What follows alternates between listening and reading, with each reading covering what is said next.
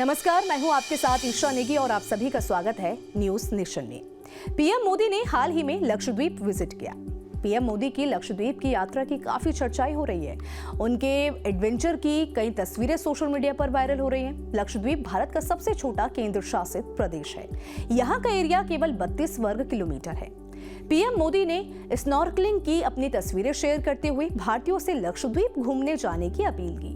उन्होंने कहा, जो लोग एडवेंचर पसंद करते हैं उनके लिस्ट में लक्षद्वीप टॉप पर होना चाहिए। पीएम मोदी ने ऐसा क्यों कहा और लक्षद्वीप में ऐसा क्या है जिसकी खूबसूरती के कायल पीएम मोदी भी हो गए हैं?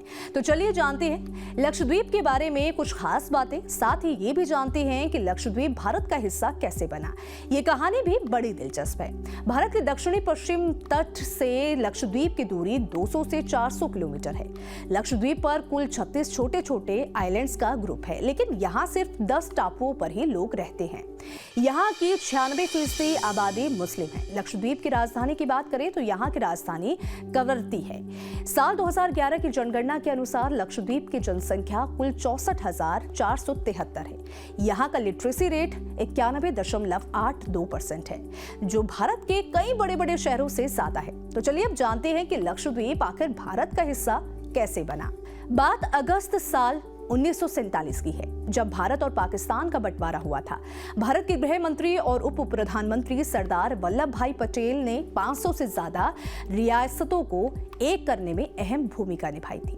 पाकिस्तान के तत्कालीन प्रधानमंत्री लियाकत अली खान ने पंजाब, सिंध, बंगाल को पाकिस्तान में मिलाने की भरपूर कोशिश की, लेकिन किसी का भी ध्यान लक्षद्वीप पर नहीं गया। आजादी के बाद लक्षद्वीप भारत और पाकिस्तान में से किसी के भी अधिकार क्षेत्र में नहीं था, क्योंकि दोनों ही पहले मेनलैंड देशों को अपने साथ जोड़ने की कोशिश कर रहे थे। अगस्त आखिरी में पाकिस्तान के लियाकत अली खान ने सोचा कि लक्षद्वीप मुस्लिम बहुल इलाका है और भारत ने अभी तक इस पर दावा भी नहीं किया है, तो क्यों ना अपना अधिकार जमा लिया जाए। इतिहासकार बताते हैं कि उसी वक्त भारत के गृह मंत्री सरदार वल्लभ भाई पटेल भी लक्षद्वीप के बारे में ही सोच रहे थे। हालांकि दोनों देश थोड़ा कंफ्यूज थे कि वहां अभी किसी ने दावा किया है या फिर नहीं। इसी कंफ्यूजन के बीच पाकिस्तान ने अपना एक युद्धपोत लक्षद्वीप के लिए भेज दिया।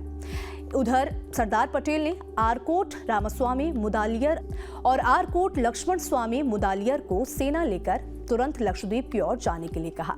उधर पाकिस्तान की फौज भी रास्ते में ही थी। आखिरकार भारत की सेना पहले लक्षद्वीप पहुंच गई और तिरंगा फहरा दिया गया। कुछ ही समय बाद पाकिस्तान का युद्धपोत भी वहां पहुंच गया, मगर भारत का तिरंगा झंडा देखकर दबे पांव वापस लौट गया। तब से लक्षद्वीप भारत का अभिन्न अंग है। लेकिन हमारी सेना को आधे घंटे की भी देरी हो जाती तो आज स्थिति कुछ और भी हो सकती थी। भारत की सुरक्षा के लिहाज से लक्षद्वीप काफी अहम माना जाता है। United Nations law of sea conventions के मुताबिक किसी भी देश का उसके समुद्री तट से 22 किलोमीटर तक का एरिया पर उसी देश के अधिकार क्षेत्र में होता है। इस कारण भारत को समुद्र में 20,000 स्क्वायर किलोमीटर तक ज्यादा एक्सेस मिल जाता है। यहाँ से हिंद महासागर और अरब सागर दोनों पर नजर रखी जा सकती है। सेना और बिजनेस के हिसाब से भी बड़ा महत्व रखता है। राजधानी कवरत्ती में भारतीय नौसेना का बेस आईएनएस द्वीप रक्षक बना हुआ है। इसे 30 अप्रैल 2012 को कमीशन किया गया था। चीन के लगातार बढ़ते दबदबे के बीच लक्षद्वीप आइलैंड पर भारत अपना मिलिट्री बेस तैयार कर रहा है। इससे चीन और पाकिस्तान से आने वाले किसी भी बड़े खतरे को टाला जा सकता है। साल 2008 में मुंबई हमले के बाद से ही यहाँ सैन्य ताकत बढ़ाने पर जोर दिया जाता रहा। साल 2010 में पहले कोस्ट गार्ड स्टेशन बनाया गया। साल 2012 में नेवी बेस की स्थापना की गई और अब लक्षद्वीप हमारा है। तो देखिए, इस वीडियो को लेकर आप क्या सोचते हैं, आपकी क्या राय है? आप अपनी राय हमें कमेंट सेक्शन में जरूर बताइएगा। वीडियो पसंद आए तो वीडियो को लाइक शेयर करना ना भूलें। धन्यवाद।